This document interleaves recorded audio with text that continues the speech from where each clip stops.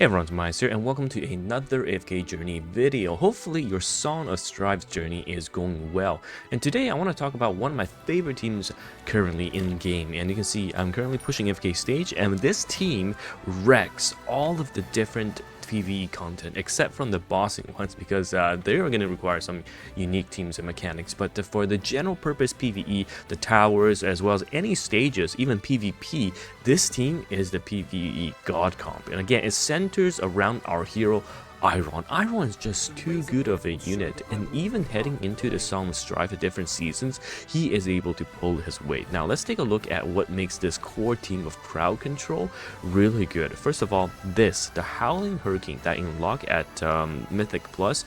This is the bread and butter of this team. Basically, Eironn gets to cast his ultimate in battle for the first time without consuming any energy. So you start the fight with complete CC, and enemies will be clumped up together, so your skills will do a lot more damage because they will be immobilized and under the effect of crowd control.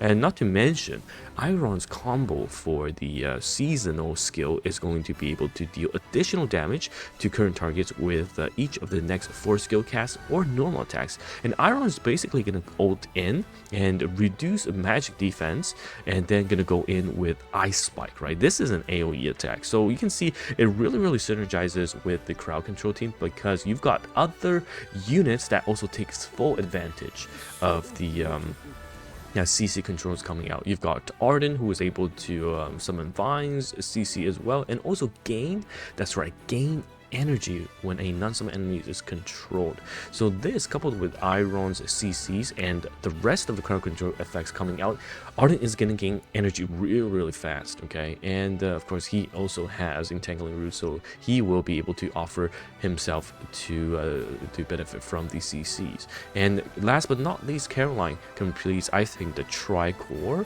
which is Caroline is able to summon snowballs and automatically attack enemies under control effect. So you'll have those spinning snowballs and you'll do a lot of damage, and Carolina is gonna do a ton by also reducing the enemy's magic defense. So these are the cores, and I have Thornton here because Thornton, of course, is the best tank in the game.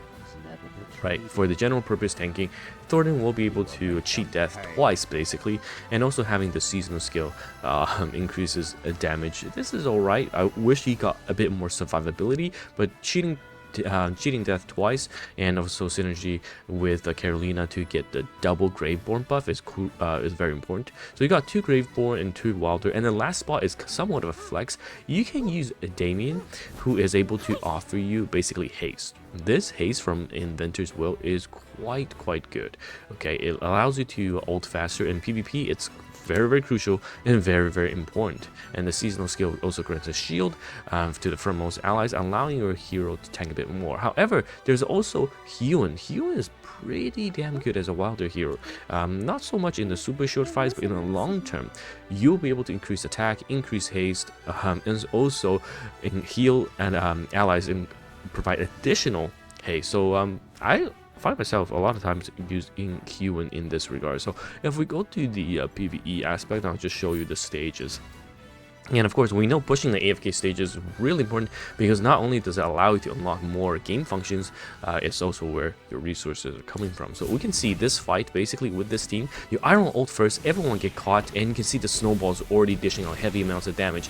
And your unit Thoron is tanking everything in the front, and he's able to just hold the fort down while the rest of your team is doing massive amounts of damage. And we see all the defense downs, all of the buffs, and all of the synergies coming out from this crowd control team is just absolutely insane. I mean, look at the damage coming out. Carolina putting so much work, and of course the 2 other CCs, and Thoron tanking everything down, even with Eironn's shield doing some work as well. So this team I very much like, and we can even swap Huon out, and we can put Damien in to get a bit of a haste buff. And again, we start with the fight, everyone gets drawn in, and we even cast the shield. But the only downside with Damien is that you know, your units are not as tanky in comparison to if you're running Huon.